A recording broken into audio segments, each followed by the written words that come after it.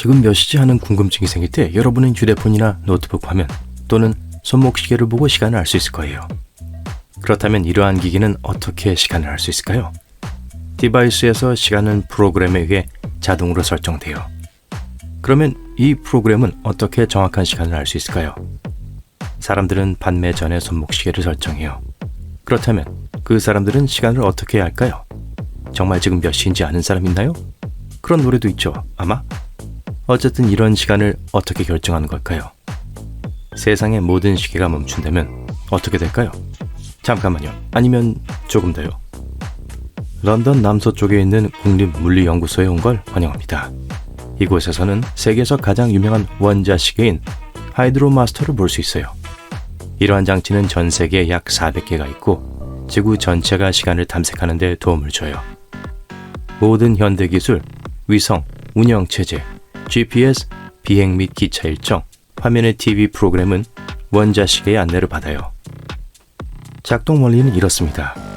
진자를 상상해 보세요. 진자는 한쪽에서 다른 쪽으로 흔들려요. 왼쪽에서 오른쪽으로 또는 그 반대로 한 번 흔들리는 시간은 1초와 같은 시간이에요. 진자는 일정하지 않기 때문에 매우 정확하진 않아요. 움직임이 느려지거나 빨라질 수 있죠. 원자시계에서는 원자가 진자의 기능을 해요. 원자가 마이크로파 방사선에 노출되면 진동하기 시작해요. 약 90억 번의 진동은 1초에 해당해요. 못 믿겠다고요?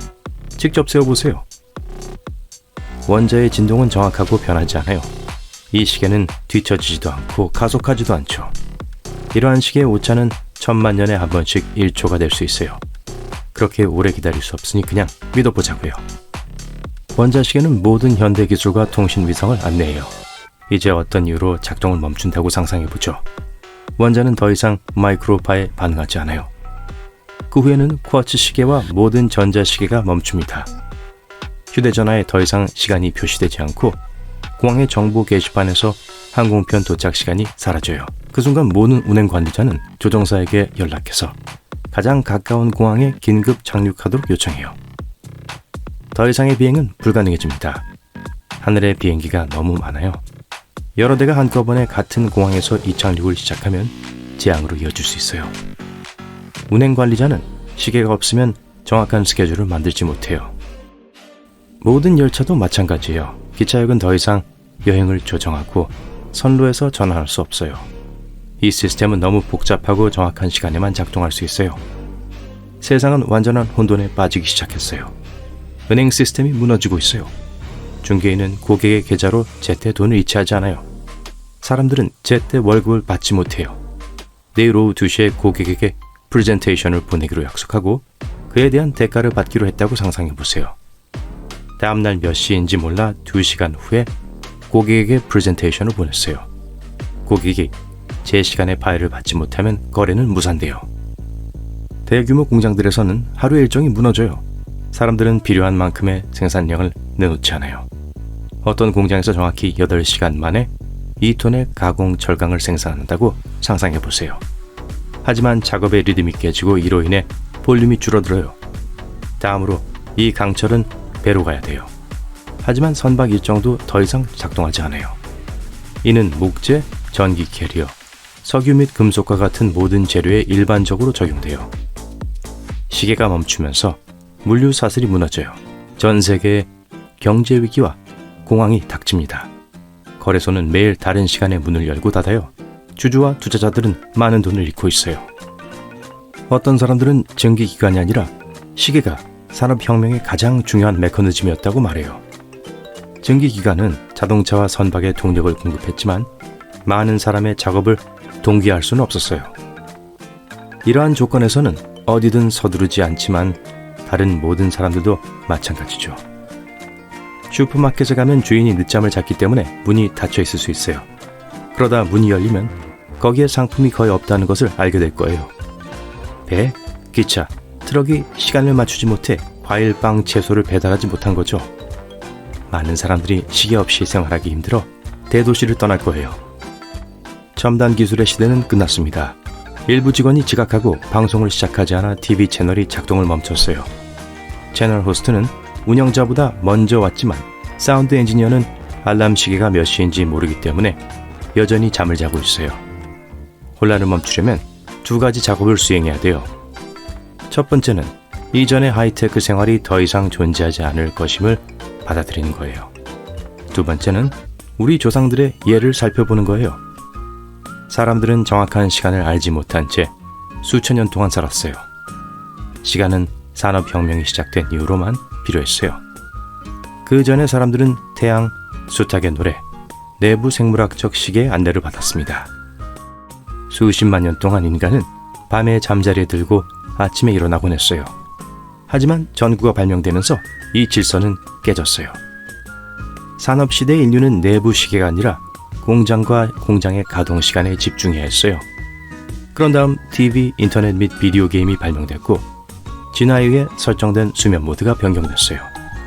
하지만 시간을 세지 않는 세상에서 사람들은 다시 알람 시계를 잊고 수면을 개선하기 시작할 거예요.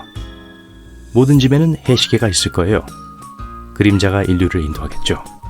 다양한 모양과 크기의 모래시계가 세계에서 다시 인기를 끌 거예요. 조만간 우린 과거의 어떤 랜드마크로 돌아와 있을 거예요. 예를 들어 19세기에는 수백 가지의 시간 표준을 사용했어요. 철도 시간표와 버스가 각각을 결정했죠. 노선이 늘어나자 사람들은 영국 그리니치에서 설정한 시간을 고수하기 시작했어요. 전국을 안내하는 커다란 기계식 시계가 있었어요. 그리니치 표준시 또는 GMT 말이에요.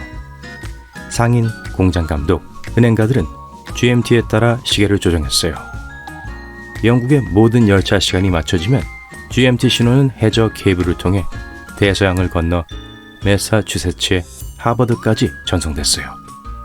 그 후 워싱턴 DC에서 열린 특별회의에서 25개 이상의 국가가 그리니치를 국제시간 표준으로 인정했습니다. 모든 것이 괜찮았고 기술은 전 세계에서 동시에 작동했지만 문제가 시작됐어요. 10년 후 과학자들은 세상에 새로운 시계가 필요하다는 것을 깨달았어요. 그리니치 시계는 지구가 자전하는 데 걸리는 시간을 기준으로 삼았기 때문에 부정확하다는 것이 밝혀졌어요. 20세기의 사람들은 지구가 수년에 걸쳐 자전 속도가 변했다는 사실을 알게 됐어요. 오, 그래요? 달, 태양, 다른 행성의 중력 영향과 지구 중심부의 지질학적 변동으로 인해 지구의 자전 속도가 빨라지거나 느려져요. 과학자들은 1900년에는 지구가 21세기 말보다 4밀리초 느리게 자전했다고 계산했어요. 네, 이런 종류의 정보들을 주시하는 사람들이 있어요. 그래서 사람들은 더 정확한 다른 시계, 즉 우리가 여전히 사용하는 원자시계를 개발하기 시작했어요. 하지만 가장 이상한 점은 이러한 시계조차도 사람들에게 필요한 방식으로 작동하지 않는다는 거예요. 가장 큰 문제는 과도한 정확도예요. 지구는 끊임없이 같은 방식으로 자전하지 않기 때문에 사람들은 원자시계에 초를 더하거나 빼기도 해요. 그 이유가 바로 여기에 있어요. 일반 시계는 지구의 자전을 기반으로 해요. 그런 시계의 시간이 아침을 가리키면 밖에서도 아침입니다. 시계의 늦은 시간이 표시되면 밖은 어두워져요. 같이 나가실 분? 지구는 일정한 속도로 자전하지 않으며 원자시계는 완벽하게 안정적이에요. 만약 세상이 항상 이 시계를 기준으로 작동한다면 시간은 조만간 실제 낮과 밤에서 벗어날 거예요. 어느 순간 해는 오후 6시에 뜨기 시작하고 일몰은 오전 7시에 시작될 거예요. 이를 방지하기 위해 타임키퍼는 원자시계의 시간을 약간 변경해요. 이 모든 것은 시계의 아침 시간과 거리가 일치하도록 사람들을 위한 일반적인 것들을 보존하는 데 필요해요. 글쎄요, 저를 원자처럼 만들어서 분열할 시간이에요.